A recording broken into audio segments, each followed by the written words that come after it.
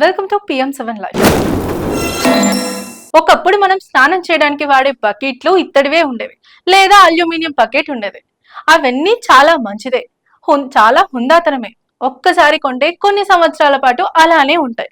కొన్నిసార్లు వారు వాడి వాడి పిల్లలకు కూడా ఇచ్చేవారు. మరి అలాంటివన్నీ కనుమరుగయ్యి వాటి స్థానంలో ప్లాస్టిక్ అనే భూతం వచ్చేసింది.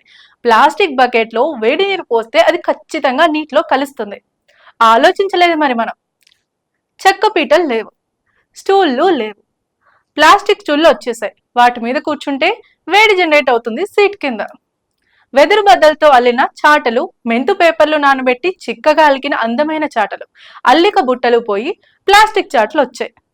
వంటగదిలో పప్పుల డబ్బాల నుంచి పోపుల డబ్బాలు ఇత్తడివి, అల్యూమినియంవి, స్టీల్వి, విలువైనవి, ఆరోగ్యకరమైన వాటిని తోసేసి హాని కలిగించే ప్లాస్టిక్ డబ్బాలు తెచ్చిపెట్టేశాం. పచ్చళ్ళు, కారాలు, సంవత్సరం పాటు నిల్వ చేసుకునే పింగాణి జాడీలు, మట్టి కుండలు పోయి ప్లాస్టిక్ డబ్బాలు వచ్చేసాయి. అసలు ఎందుకు ఇలా మారామో కాస్త ఆలోచించండి. ఒక్కసారి కొంటే 2 తరాలు లేదా 3 తరాలు వాడగలిగే విలువైన వాటిని వదిలేసి ఎప్పుడూ కొనాల్సి వస్తున్న ఆరోగ్యాన్ని దెబ్బతీసే విషయాన్ని మనం ఎందుకు కొంటున్నామో ఆలోచించండి. ఇదంతా మనకు తెలియకుండా మన మెదళ్లలో జొప్పించే మార్కెట్ మాయాజాలం కూడా ఉంది. నీకు ఏది అవసరమో తెలియని మూర్ఖత్వము ఉంది. ఒకే వస్తువును వాడటం నామోషి, కొత్తదనం పేరుతో మారుతుండాలనే వెర్రితనం.